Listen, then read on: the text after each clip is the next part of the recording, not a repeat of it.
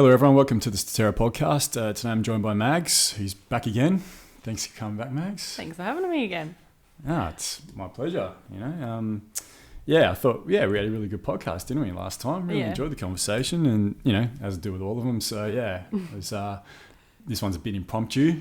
We only organised it, yesterday? So, but they're, just good like as well. the last one. Yeah, just like the last one. They always come up really well. So, we thought we'd have a bit of a chat about, a few of us went and saw Graham Hancock about 2 weekends ago, and one of his main themes and one of the things that he really looks at, if anyone out there has seen any of his clips or interviews or podcasts that he's done, is the sovereignty over our own consciousness. So our ability to be able to do what we want to our own consciousness without having to worry about legislation dictating whether you get to be free or you get to go to fucking jail for it's a nice way of putting it. Yeah. I'll try and keep my anger in. But, this ethos that this society, this culture has been developing over, it's argued that it started sort of back in the 1930s, but, that these drugs are bad and which please don't do that again, Mags. Maybe you can do it at the end of the podcast, all right? And definitely there are drugs that are bad for people, and there are drugs that are bad for certain people especially. But by and large, for most of the people I know, it's definitely something that has really helped them develop, as human beings. But we're still sort of, I think we're coming out of it though, but we're seeing sort of stuck in this thing that, if you want to really, to use a cliche term, expand the mind and really understand yourself and the universe, we do have the ability to do that through different things that come from Mother Earth, which are totally natural. Yeah. But, Mags, you can go to jail for it. Which is, can I say it's fucked again? What do you mean, can you? Because you can. It's just fucked. It's really, really bad. It really shits me. And it's this time of year too where, there's certain fungus that you can go pick that really are quite incredible, and it's illegal to do it. We were talking about it last time. I think that that fungus that has now been proven by scientists to actually help alleviate, if not clear, depression and anxiety and post-traumatic stress syndrome. Exactly. And there's a lot of people suffering from that. Yeah, definitely. And what happens, and it does have its role, but pharmaceuticals are then prescribed, these sterile chemicals which people take to help alleviate the problem, which, there's a contradiction. Yeah, exactly. What would you trust, nature or a guy in a lab coat to make you healthier? Definitely. I don't know about you, but my organs and whatnot are probably not supposed to be eating up this chemical crap, this concoction. So it's I would rather trust nature to do its job. I would definitely too, but in combination. I can definitely see where pharmaceuticals have their place too, and where they're important in some cases. Of course, but they're definitely over prescribed, and really just that whole thing of just being a band-aid solution to someone's intrinsic problems. What plant medicines allow you to do is really, it shows you what's wrong, what the fuck is wrong with you. Yeah. And then you have to deal with it. And you deal with it. And it might take 6 weeks, it might take 6 months, it could take 6 years, but you deal with it and you deal with it naturally. That's the difference, isn't it? Yeah. Is that people are so hooked on the medically prescribed drugs. Yeah. Through no fault of their own, mainly. Hey? Through no fault of their own, mainly. Exactly. It's just all propaganda. It's a conditioning. Again, we're talking about that bloody conditioning again. Yeah. The status quo. Yeah. So, totally agreed. Yeah. I just find it really contradictory that, alcohol and coffee are fine. Yeah. Coffee to keep you going for the rest of the bloody week. Great, Max. I know, right? And then alcohol at the end of the week. So, you forget about the fact that you're pretty much droning for the first 5 days, and then you've got the weekend to kind of try and replenish your energy. Yeah. And then move back into the norm. Have you ever heard that or read that awesome Bill Hicks quote about alcohol and caffeine? but how like caffeine is put there to just keep us motivated enough to actually do some work, and alcohol there's at the end of the week and the weekend to keep us dumb so we don't realise what the fuck's going on. That's it. Yeah, and he's exaggerating a point, but there is truth to that. And they're good, and thank God for coffee. Yeah, sure. I mean, yeah, that's the thing. I love having a coffee a day. You have one a day, and I love drinking wine. I love drinking beer, and I won't stop doing that. But like you said, when those drugs, and that's something Graham Hancock talks about a fair bit as well, is like they are really the most boring of drugs. Just really there just to help us keep us going for that little bit further and that little bit longer. But they don't do anything for you, really. No. Well, thank God for coffee, because honestly, I had my 3 shots today, like I told you earlier. And I'm like, wow, good, I really need them this morning. How often do you do 3 shots a day? Hardly ever, but when I need a coffee, that one really starts me And up. see, there's nothing wrong with that. Like, if people want to do that, then exactly. all well and good. Yeah. You know? But it's the main issue that I have, and a lot of people have, and I know yourself has, is that if you don't want to use caffeine, if you don't want to use alcohol, if you want to use some other sort of chemical substance, especially a natural one, you can't. You're not allowed to. Well, it kind of expands your awareness, doesn't it?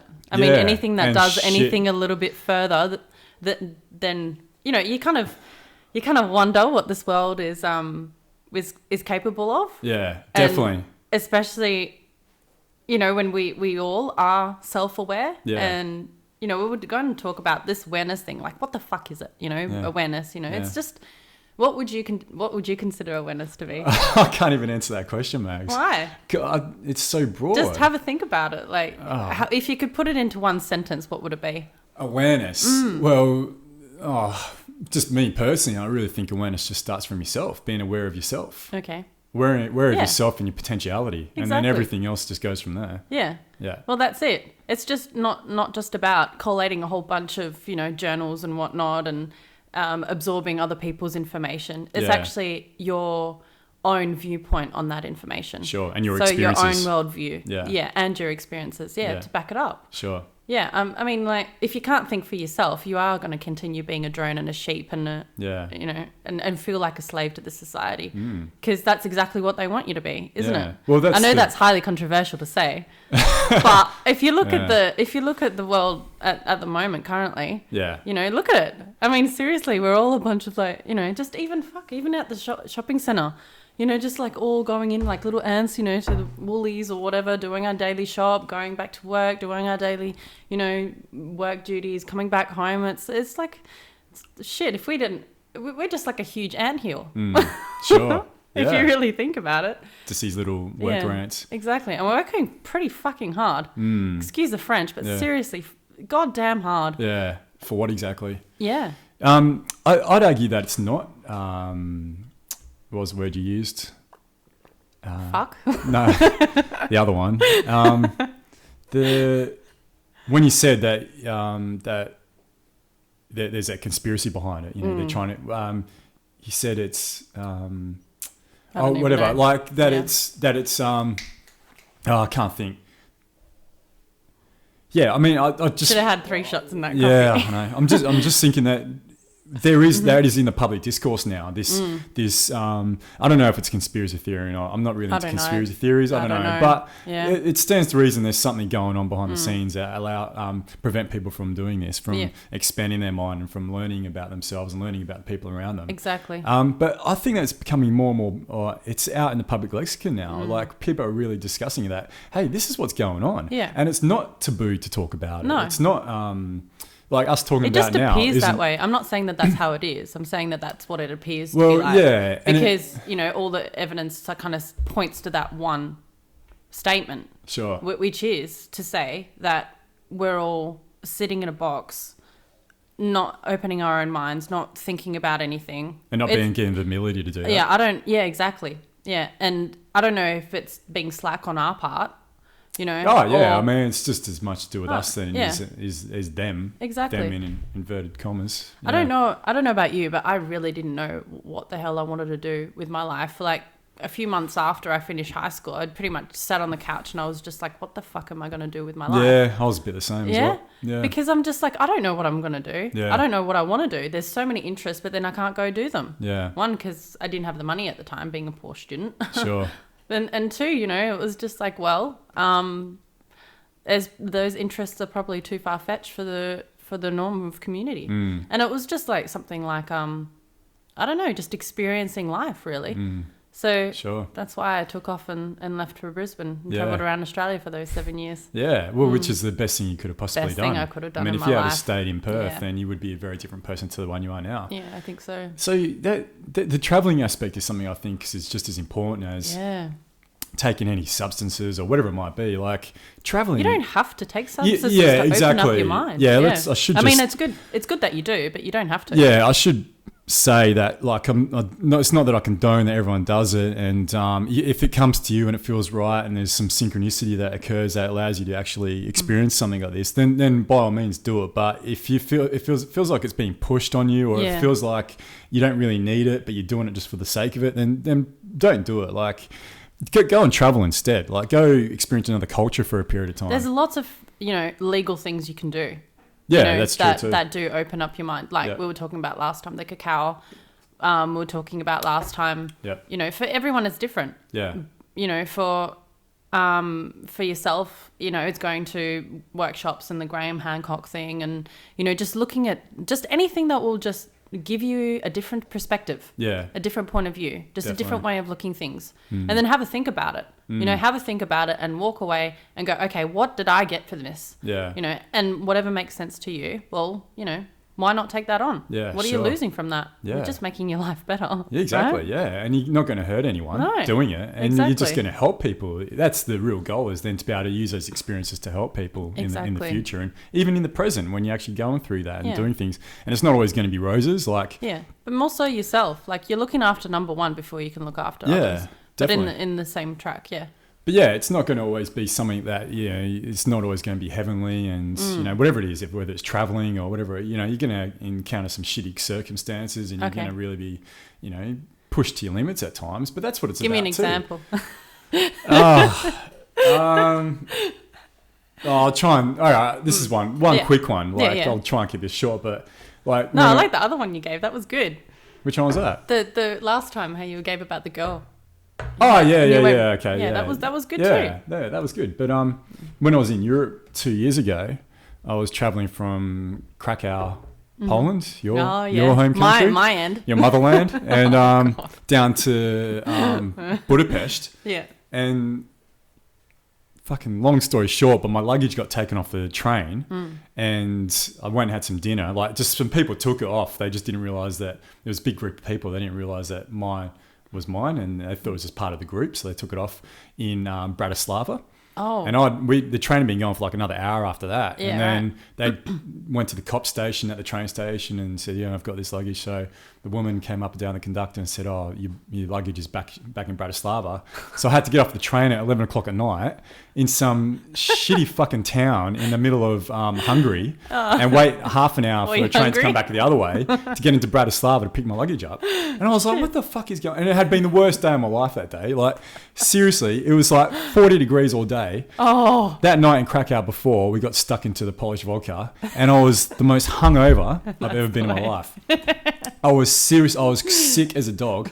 And the first train leg I remember was like in this old 1960s train with no air conditioning, just the windows down. I just wanted to die. I was like, this is the worst fucking thing.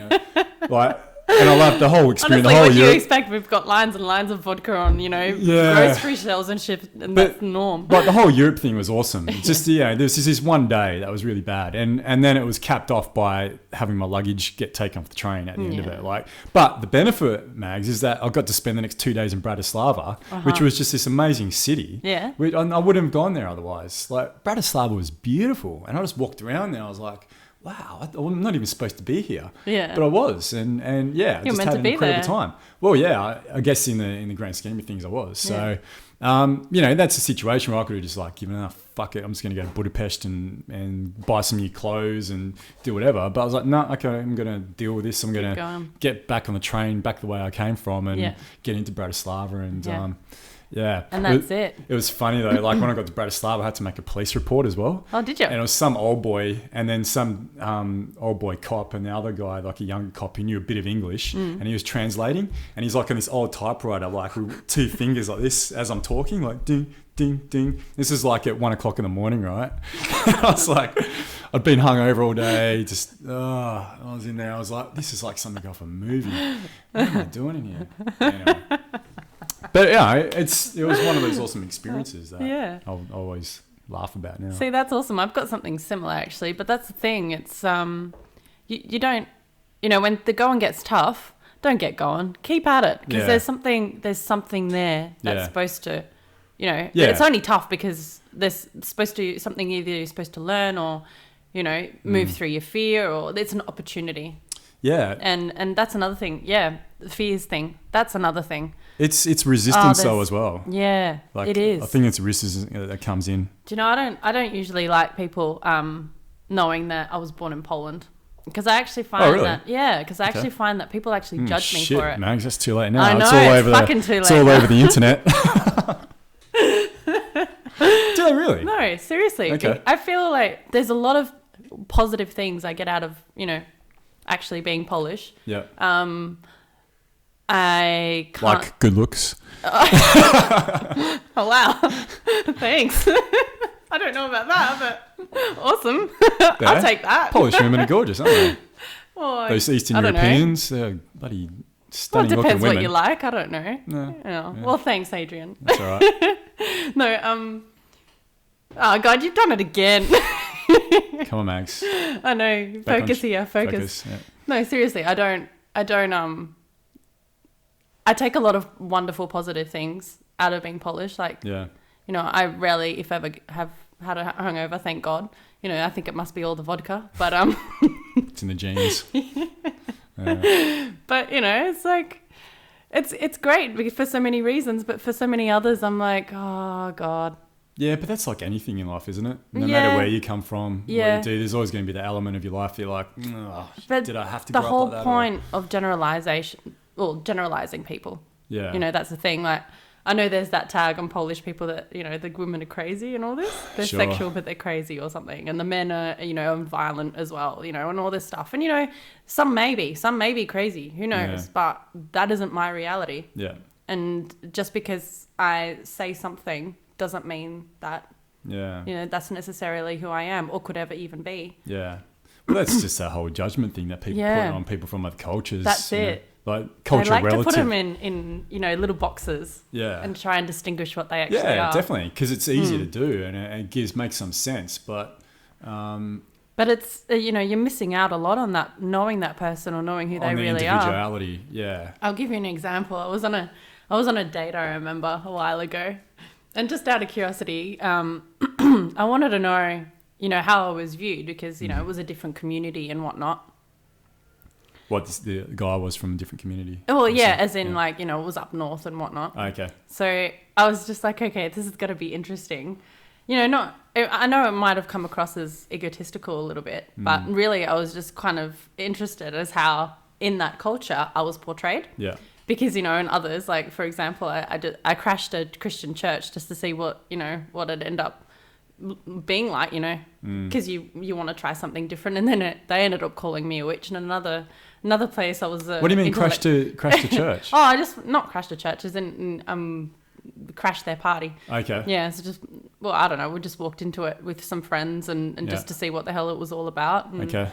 Glad I walked out of there when I did. That's all I can say. But, it has a purpose as well. Christianity, it works for people. And just didn't work for me. If it works for you, then go for it. Yeah, but I wanted to see what this guy... how that culture actually saw me, up north. and the first word that came out of his mouth was hippie. I'm like, do I fucking look like a hippie to you? I mean, yeah, that would be an accurate assumption, but you can't really tag me into anything. There's New Age, there's hippie, you can't tag anyone. You can't. I grew up with a whole bunch of guys, but, hippies are generally, I don't know, generalizing again, you can't do it. Yeah. And you don't have to be, to be a conscious being, someone that's aware, you don't have to dress like hippies or bohos dress, you know. You don't have to, you know, shit in your pants and not have a toilet for 3 days because you're worried about the ecological footprint of your fucking, you know, that you're making on the world. It's like, you know, if you want to live like that, sure, but, you know, I'm not going to sit around you. Yeah, but, definitely. you know, because that's not my thing. Yeah. But, you know, and anyone that judges you for that as well, like, I mean, well, maybe for the shit, I don't know, but for dressing like a hippie or a boho, you know, like, what does it matter? Again, that's just a social conditioning thing from other people's behalf. And I used to be like that. I reckon if I saw someone walk around barefoot in hippie clothes, I would have been a bit like, what are you doing? But like, we've got a good mutual friend, Daniel, who's about as hippie as it gets, and he walks around barefoot. Yep. And he does. He's awesome. Yeah, he's just an awesome guy, and he does a lot of good for the community as well. But he does get judged. But when you know, like, I got to understand that this is a guy who's a trained software engineer, computer engineer. Exactly. Like, he's really, really intelligent. Yeah. Like, he's got the science background.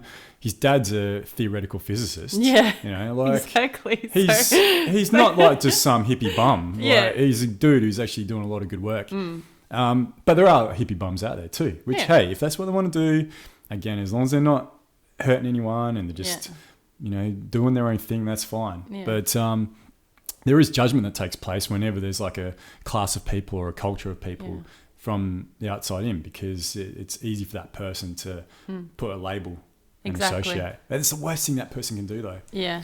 And the government teaches society to those people as well. It's like, hell. God. Yeah, Tony Abbott, he's shocking for it at the moment. But it really started from like Howard, though, as well.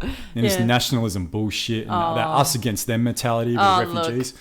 And Abbott's just taken it next. I don't understand how some people can be classified as better than others. You know, I don't know about you, but I don't pay, and I shouldn't have to pay to be on this planet. Yeah. I came here just like everybody else out of a vagina, for fuck's sake. You know, like we all came out the same way. Yeah. We've all got blood in our veins. Exactly. And, you know, we're all the same. Yeah. You know, it could be different color, shape, or size or whatever, but we are literally born all the same. All the same. We are the exact same fucking thing. Yeah. And it's just our cultural influences that dictate what kind of life we get to have. Exactly. Which is shit. It is. Know? Yeah. Yeah. And why should one person have more of an opportunity than somebody else? Yeah. You know, like, I mean, what, doesn't that other person deserve it? Yeah.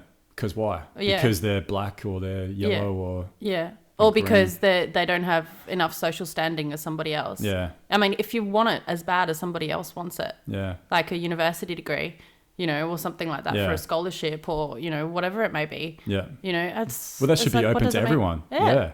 And now, but what Abbott's doing and this government are doing with these university school fees, like slashing them. $10,000 more, I calculated it. And then, then opening them up so they're not deregulated. So universities who, all right, I go to university and fuck it, if anyone from my university actually listens to this and has actually listened to what I'm about to say, universities are fucked. Like, they are fucked. I can't get over. Seriously. That's a bit controversial. And I'm not... Maybe there are a couple of good ones out there, but I go to quite a well-known... It's like Perth's, you know... Overall. Supposed to be the creme de la creme of universities.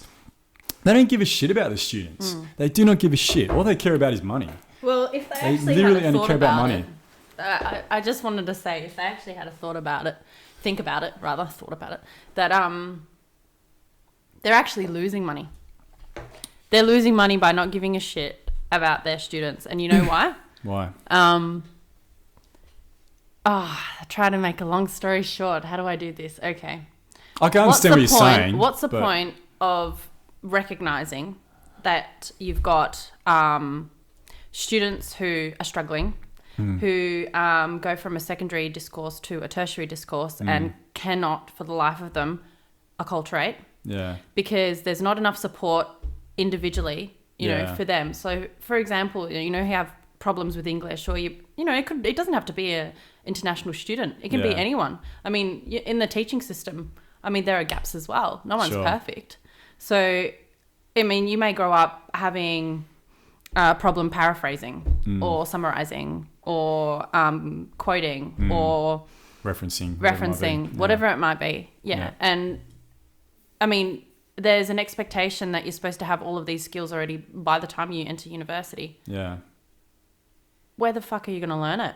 Secondary study doesn't actually really teach you. No. And there's no bridge between the two. There's no bridge, but there is help. Like, I have to admit, there is help. At my university I can only speak of, there is a lot of help. If you're struggling, there's different little short courses you can do, or hour tutorials. So that is good. But where's the expectation first? You're supposed to know the expectation first to understand where you need to improve on your skills so that you can become successful and not feel like you're fucking stupid. Yeah. You know, because that's where I felt, I felt I was stupid for most of my life, that I wasn't smart enough to go into university. Yeah. And I realized it's not because English is my third language. It's got nothing to do with that. It's the fact that, and thanks to my studies now and the readings that I've done via Bizzle and North Edge, who've pretty much stated, and I'll have to concur with that because my experience has been exactly the same.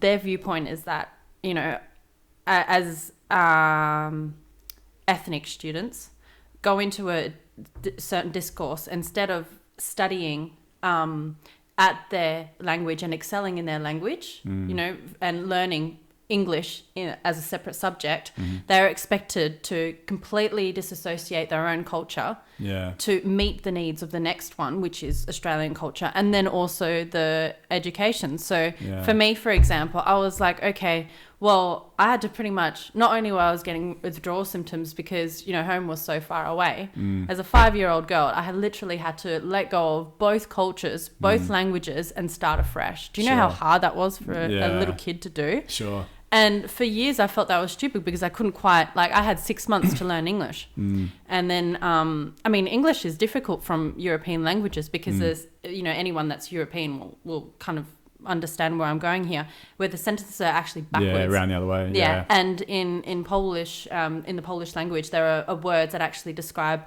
a number of things, where in English, there's only one description for one particular word. And if you use it in a sentence and it's not the right word, it sounds stupid. Yeah, sure. Yeah? Yeah. So it's really difficult. There's a lot of memory that's involved in it. And, you know, and then having that memory and then trying to learn as you're going through. Like, I remember doing problem solving for maths and I couldn't understand the question.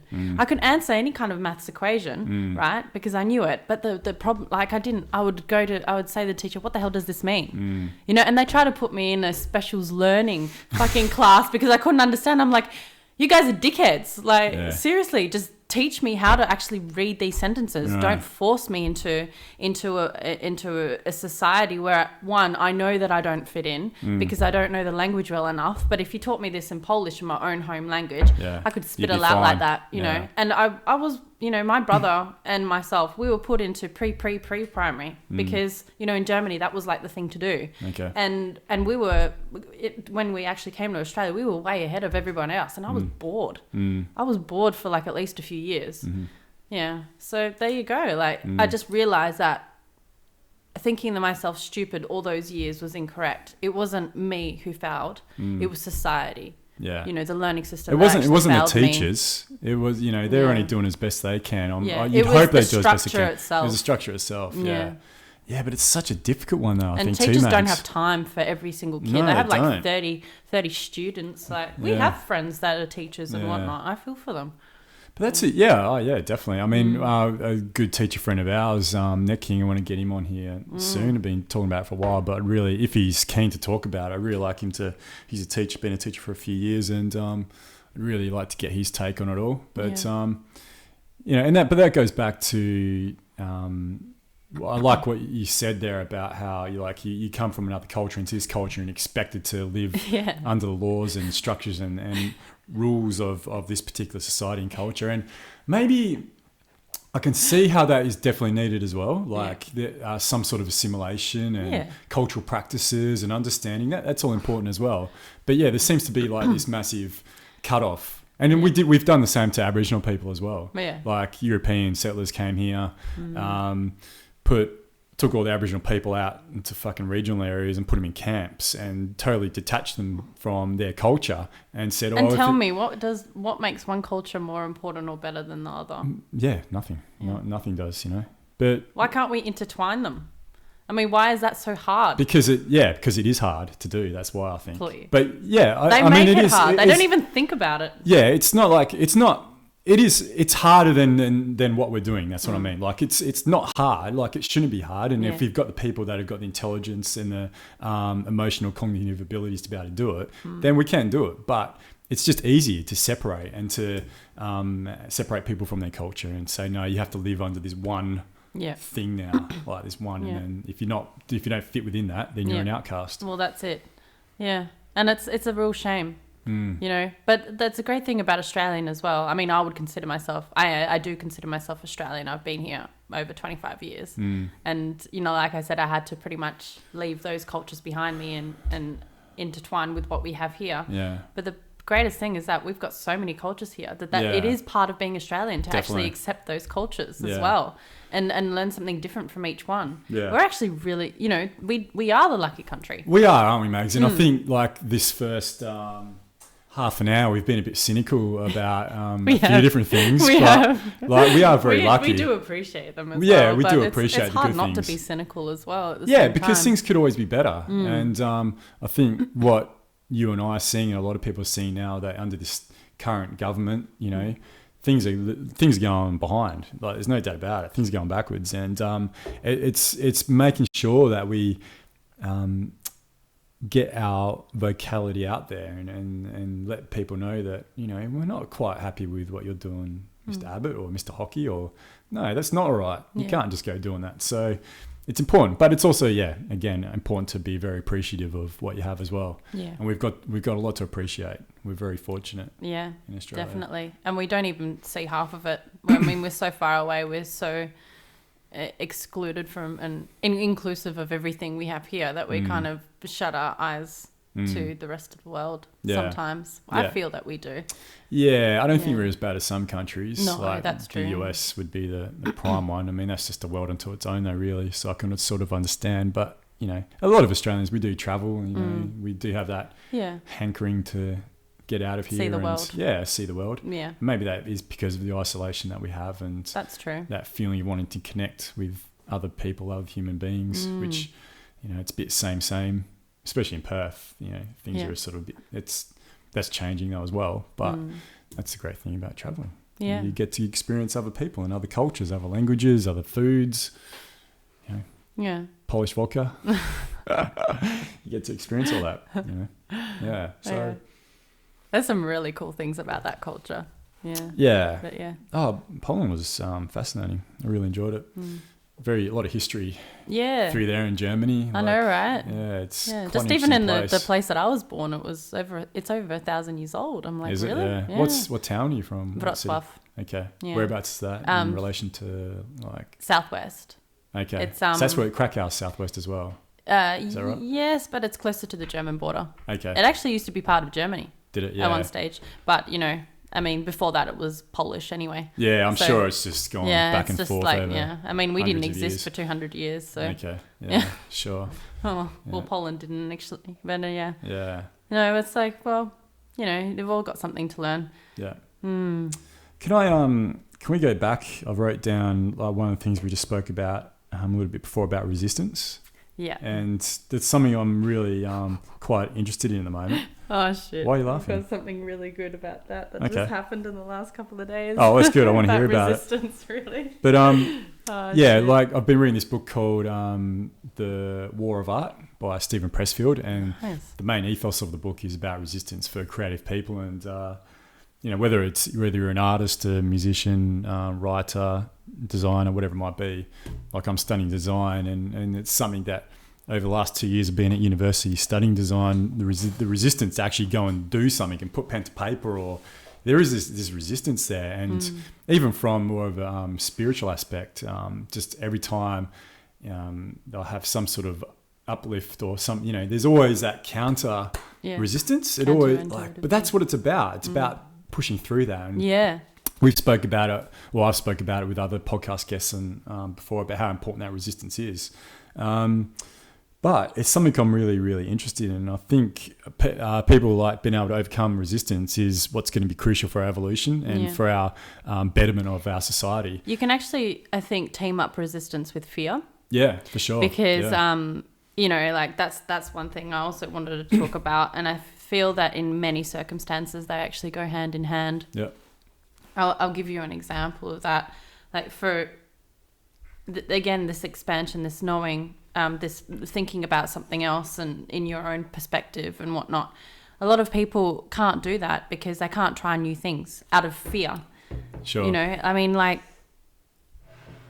the whole point of being open, of being enlightened. Okay, let's just clean up how that actually means, enlightenment. Yeah. Because there's also different meanings, and it's a term that's been associated in hippiness, but it's actually just about your best potential. That's what I like to call it, the best potential of yourself. So if you think about it, and you think about, okay, if I was at my best potential, what would that mean? Would I be a caring person, good person, or would I want to be like Jesus walking on water or some shit, Like, just write down and have a think about what your best potential is. Yeah.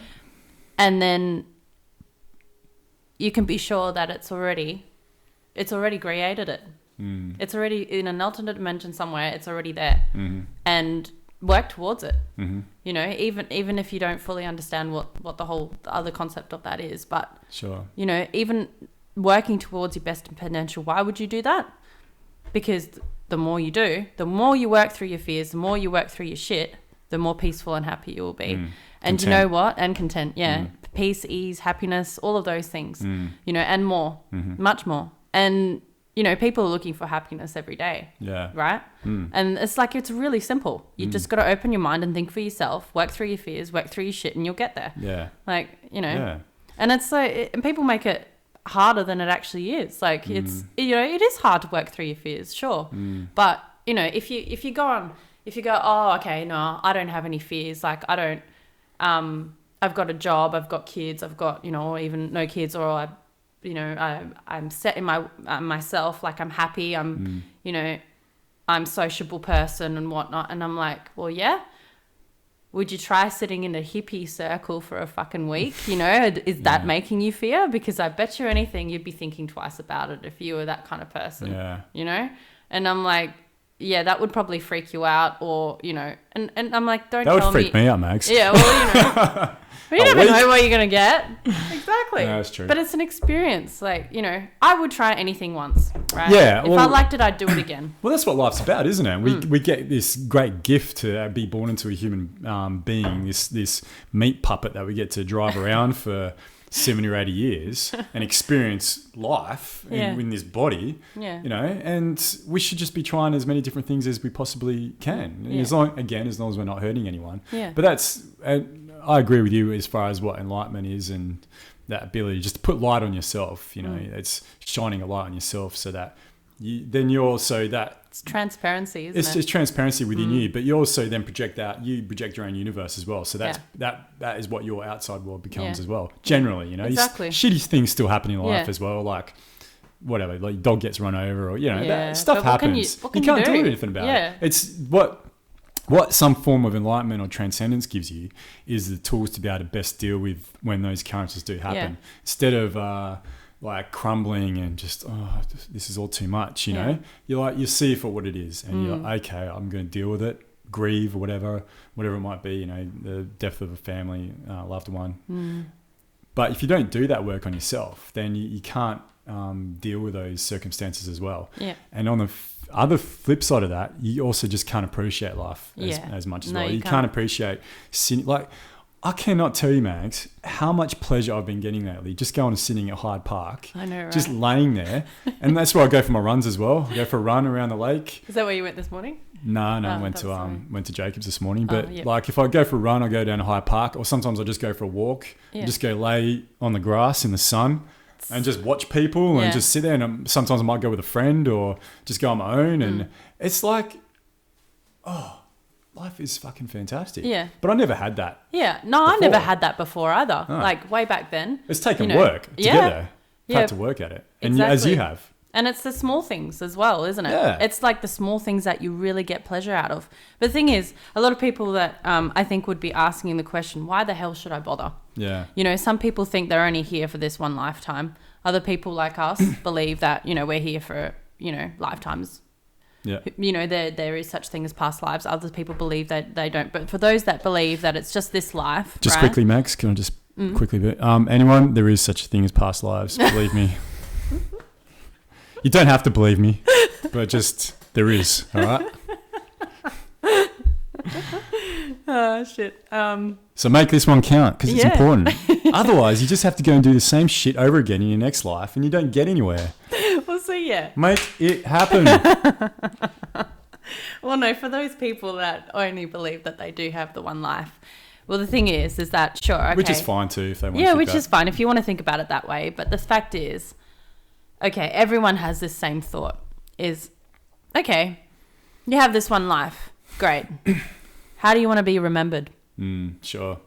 Yeah. You know, how do you want even in your immediate family? Yeah. You know, would you be happy? Would it matter to you? Yeah. What's your mum? You know what? You think they wouldn't remember that? Yeah. You know, if you're only going to live once, it means that, well, okay, if you're only going to live once, what makes you think you're going to go into nothingness and nothing ever counts? Yeah. So no matter what you do, you it go doesn't to matter dust. on this earth. Yeah. Yeah. Even but if you turn into dust, if you think about it in a scientific molecular viewpoint, let's talk about those molecules. Those molecules.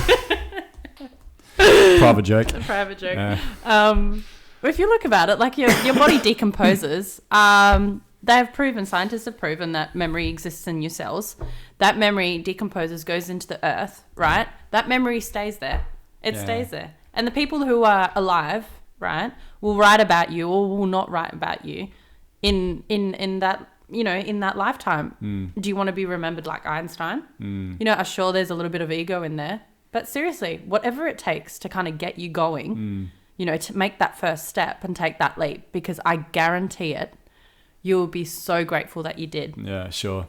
And how would you know if you haven't tried? You know, you don't know what you're missing out on if you haven't. And trust me, there is so much that you would be missing out on without taking that step. Oh, yeah, definitely. And then, you know, once you take one, it's really, you know, sure, that first one is like, oh, shit, you know, but after you've done it once, you kind of get the hang of it. Yeah, it makes it easier. Yeah. Yeah. I'd also link in not how you're remembered, but the effect you leave on other people. That's just as big a part of that. When you die, what effect have you left on the people around you? If you've left a feeling of nurturing and nourishment and love for the people that you're around and you're exposed to throughout your whole life, not just at the end of your life, but through your whole life. If you can leave those people with a feeling of love, that's your heaven, then. Isn't it? That is another thing. People, we do have a soul, and when we die, our soul goes into another realm. Okay, that's just an awesome trust me on that one.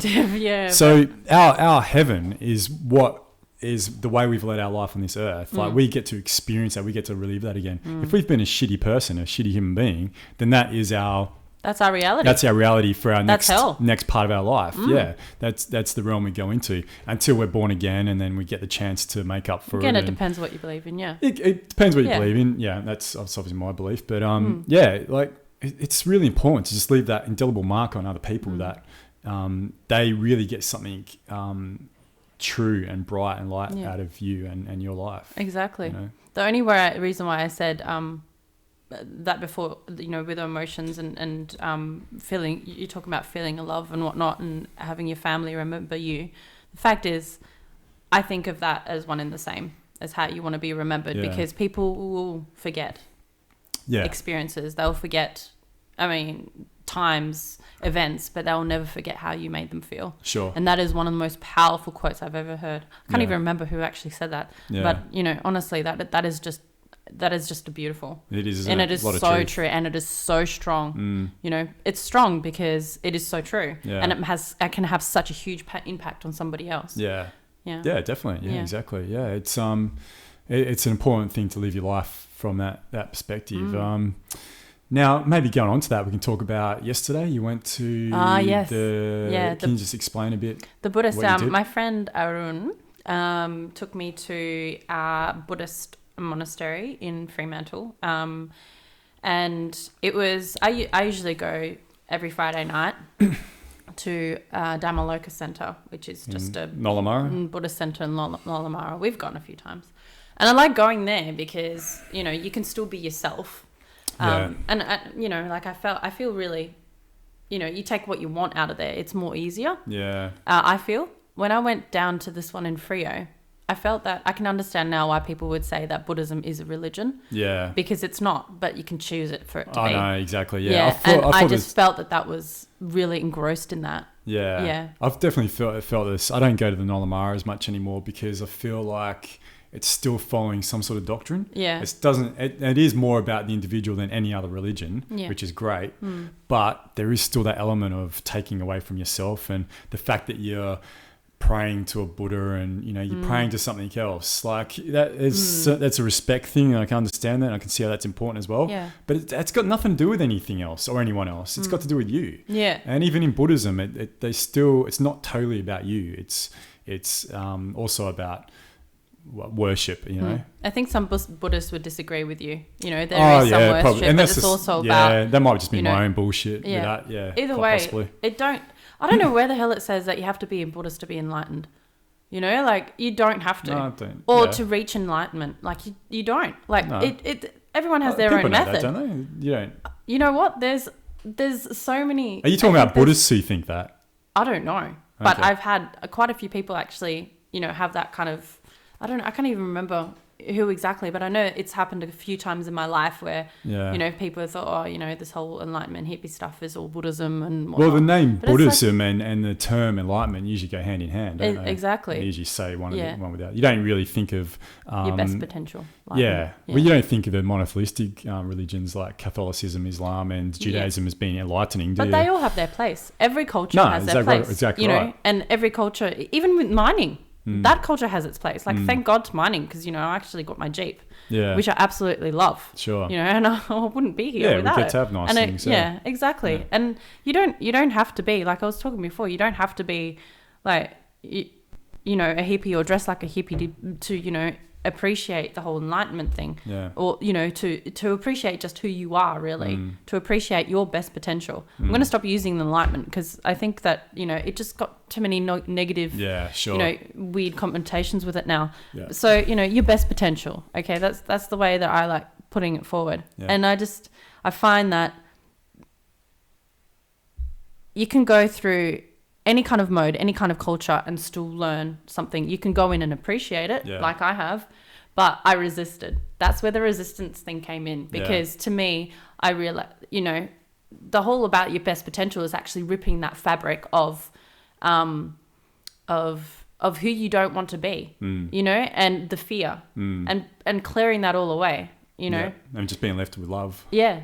And just yourself and being able to be in any situation and thrive, not just survive, but actually thrive. Any situation, any culture, any discourse, whatever it is. Yeah. And I kind of figured the best way of thinking about, that best potential is probably when nothing should ever bother you. Mm-hmm. Sure. Like, that'd be the ultimate, wouldn't it? That would be the ultimate. Like, I don't know how I feel about that, because when I was younger, my brother used to fart in my face and make me smell his shit particles and stuff. So, that still bothers me. Yeah. So, sure. Not everything you can just like turn a blind eye to and not let it affect you. I understand. Well, but So anyway, what happened with this thing that you went to? I actually felt very.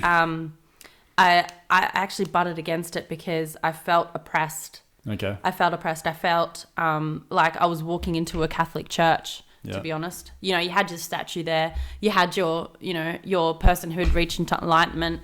It was pretty much all in the same thing. Yeah. And then you had your chanting and stuff like that. And it was pretty much a story. Sure. And, a story of this and, a story of enlightenment of a viewpoint of the one way that one person did it. Yeah. And then... there were just certain things that I was just like, this doesn't feel right to me. There's certain things that were stated, like, one person's viewpoint on enlightenment and how they reached it, it was within 3 years that they received it. I'm like, how can you put a time limit on it? Yeah, exactly. It's open-ended, isn't it? And the answer was, if you go about the teaching method just like this way, and you do your prayers and you do your... I don't mean to upset anyone when I say this, but this is just how I feel about it. Yeah. And I couldn't help but feel about it because my reality has been the Catholicism oppression on me when I was younger. And for me, that was just like I'm like a wild child anyway. You know, I'm a free spirit. I don't like anyone trying to put their viewpoints on me. I know, seriously. So it's like, yeah, it's like a wild horse or something. No, and for me, it's like, oh, it's almost like nails on a chalkboard. It's like, why can't I make my own viewpoints on this? You know, why can't I? But you can though. Yeah, that's the thing. You can. But I just felt so oppressed by it. I felt like they said, oh, you don't have to chant or anything like that. And and they were saying, I like kneeled down because normally in the other one I feel comfortable kneeling down, and then another lady's like, get up, we all stand up here. And it's like, what the hell does it matter how I appreciate this being as long as I appreciate him? Yeah. You know, like, so if I want to kneel and that's how I show my appreciation, sure, what's the problem with that? Yeah. You know, and there were other things as well. It's like, that's what made me feel oppressed, and was like, yeah, you don't have to be Buddhist. You don't have to be Catholic and believe in Jesus. You know, sure, if you want to have like a role model or something like that, you know, that has actually done it, well, great, you know, but so what? I mean, we're going through that. I would feel really uncomfortable if someone was groveling at my feet, you know, asking me how the hell have I gone about it this way, you know, and whatnot, and I'm not even there yet. Yeah, sure. You know, and I bet you Buddha wasn't either. No. You know, like, probably not. I bet you know, he was at some kind of probably high point, but, you know, I don't know if he could have stand, you know, smelling his brother's shit particles and not be affected by that. You know? Yeah. Maybe though. Maybe. Who knows? Yeah, the ceremonial aspect of anything like this, I can see how maybe like they would say that, like, you know, can you please follow?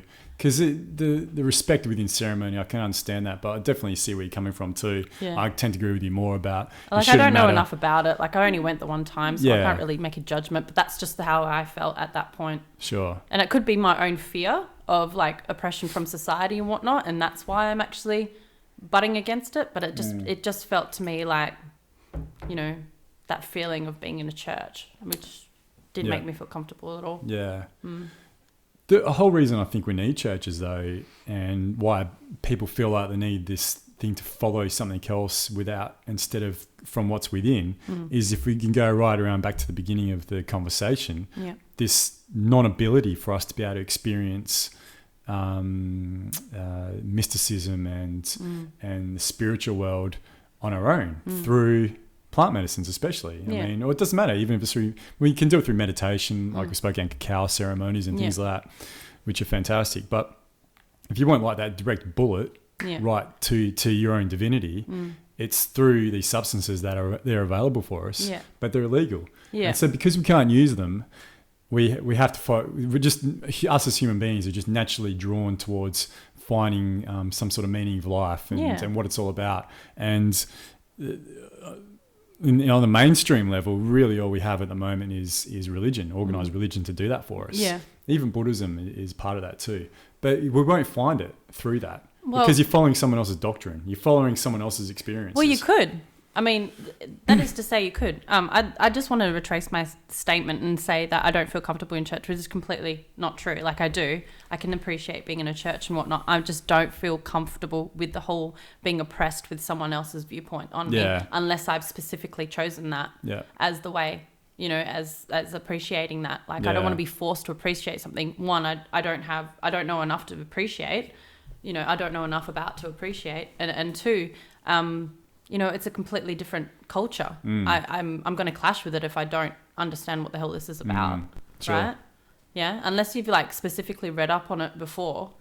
But like you said, you don't need to. Like, life is your teacher. Exactly. You know, like I've met strangers that have been my messiahs. You know, like I've just said one thing, one statement, and it's made me think twice about actually the way that I'm behaving. Yeah. You know, it could be strangers, it could be enlightened beings, it could be good friend, or whatever, friends or family or anything. Yeah. Like it's not about that. What it is really, isn't it? About just working through, like, you know, we've said, working through your fears and working through your shit and actually doing something about it. Not being one of those, you know, people that's, you know, sure, you know, it's great that you actually recognize you've got a fear or an issue such as like depression or post-traumatic stress disorder or some kind of other thing.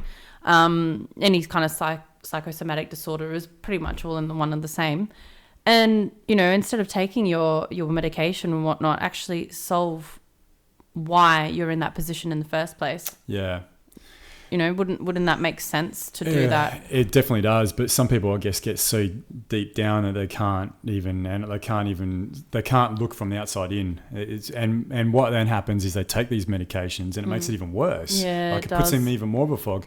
And I'm going through that with someone I love very much at the moment. You know, they're really having a tough time working out what's going on with them because they're camouflaged by these certain drugs. And again, they have their place, I know, and they're important at times. And maybe it's, you know, for this person, it's something that they definitely need and just for the time being. But, oh, God. There's alternatives out there. There is. Mostly because people don't really realise that they've got another choice and they don't accept that they do. They don't really understand how powerful the mind really is. Yeah. You know, if people really understood that, man, we'd be jumping off buildings and stuff like that and flying, for goodness sakes. Sure. I had a cool dream about did you? Flying last night. Oh. You just reminded me, actually. It was with Janita too, the shaman from London that I went to Peru with. Oh, cool. Yeah.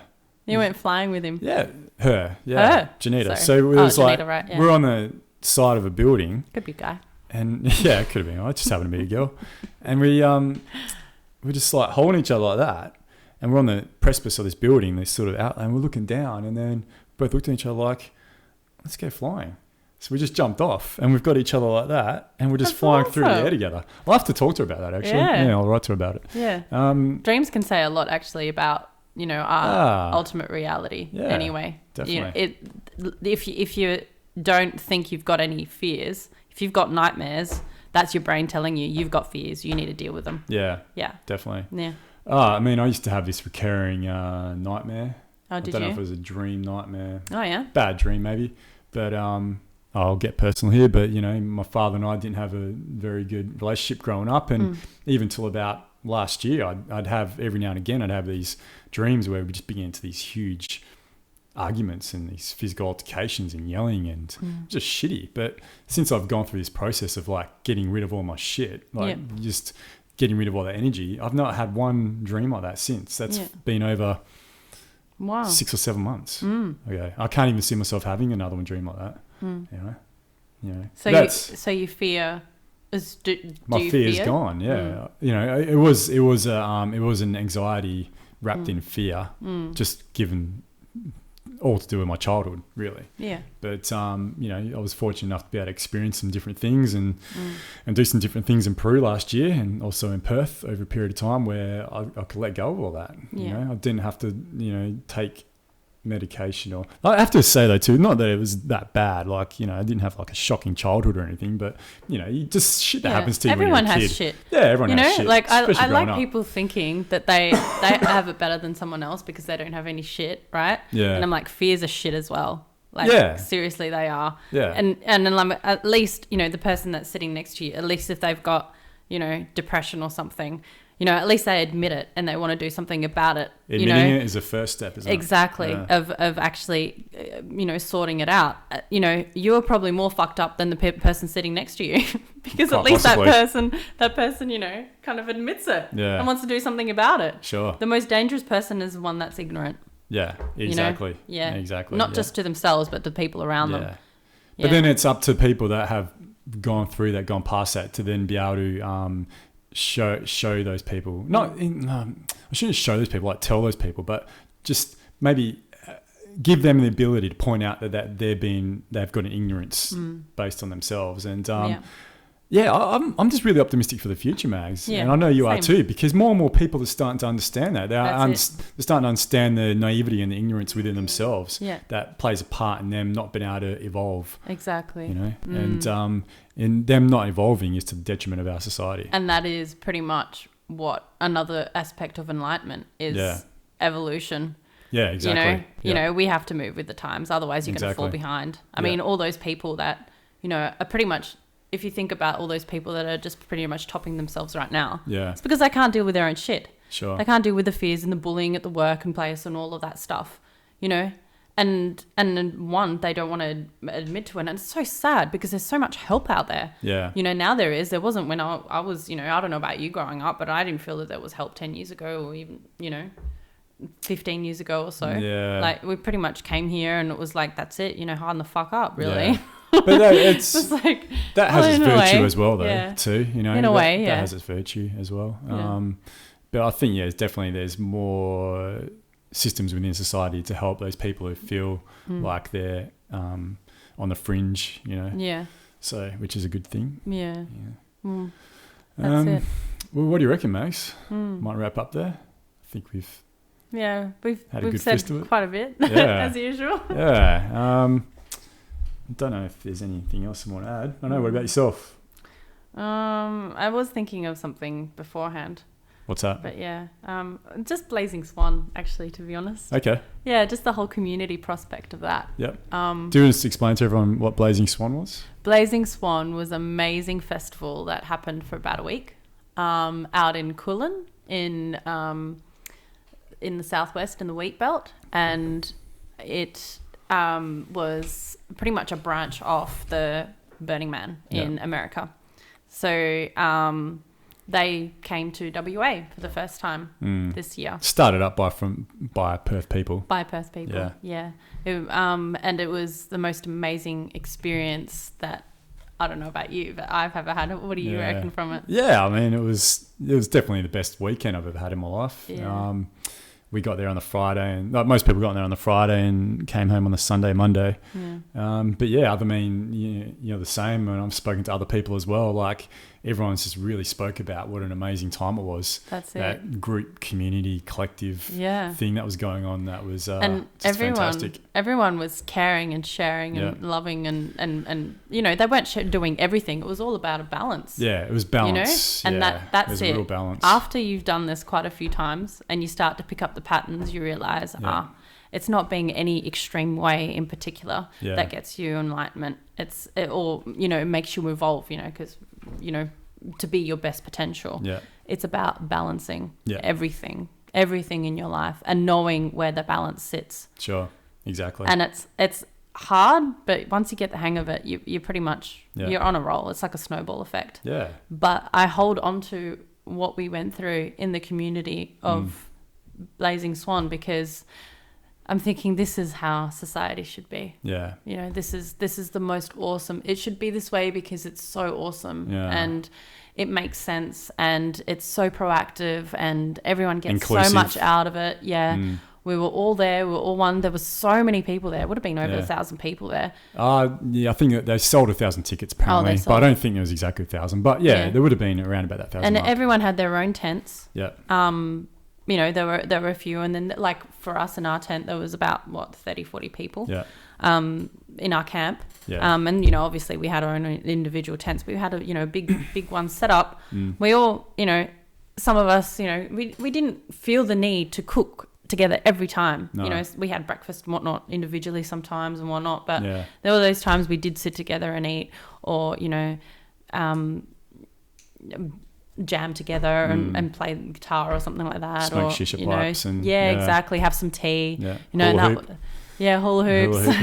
I actually learned how to hula hoop really well there. Well, it's just a great there's a lot of skills you can learn. Yeah, there is. And you know, fun things like hula hoops and actually about yourself as well. It's that inner child thing too, just bringing out your inner child. I mean, it's so important to do. We don't get a chance to do that a lot in this society that we live in. But just that whole ability for us to be able, you could walk to the other side of the grounds, go strike up a conversation with an absolute stranger, give them a big hug, you know, like, thank you, man. And you know, they're not going to go out and stab you or something like that. Or exactly. I mean, I'm sure there were a few crazies there as well, like as you get anywhere, but you know, like few and far between. Everyone's just, you know, but and the other thing is too, I think a lot of people then would have gone back to their normal life acting a lot different to how they were at Blazing Swan as well, which is unfortunate because if we can all just keep up that ability to be able to connect and share with other people, it would really make for a better society. But we'll get there, though. That's another thing of being remembered, how much you love, how much you care and how much you share.